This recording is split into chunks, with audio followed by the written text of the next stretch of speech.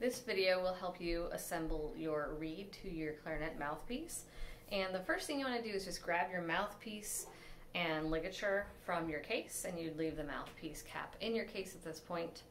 And you're also going to get your cork grease. So we do have this piece of cork here, and you want to apply just a light amount of cork grease to that cork, and then you're going to, there we go, smear it around with your fingers so you don't apply too much cork grease, and that's all good.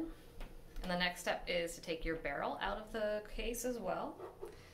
And you might notice that there is a wider end and a more narrow end. And usually if you have a logo, you can see that it's facing upward. The narrow end is on top of the logo. That's the end that you'll put your mouthpiece in. So we're going to tighten that. Just, there we go, twist it. And I like just to have the logo facing this back part of the mouthpiece. And the next step is to get your reed. So we do have the reed stored in the case in its own little reed case. You might have a 2 or 4 reed holder, but this is just the individual plastic case it comes in. And you're gonna put this in your mouth for about 15 to 20 seconds just to make sure it's wet.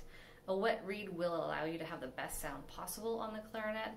And while I'm soaking the reed, I'm going to loosen the screws of the ligature. And what I'm going to do now is just turn around so that you can see it from your perspective, what that would look like. Okay? The reed goes in.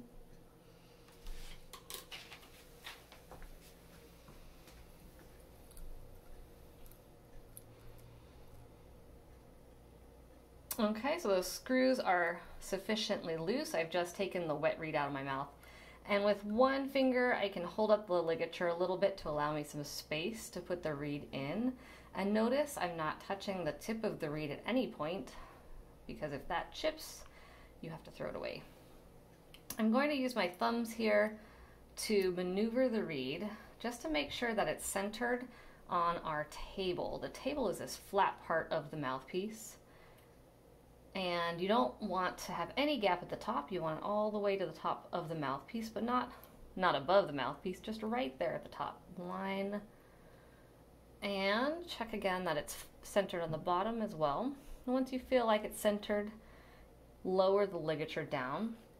There is a line on the mouthpiece that I like to have the ligature about 1/4 inch lower than that. And that's when you can start to tighten your screws. I like to hold the ligature with my left thumb while tightening the screws with my right.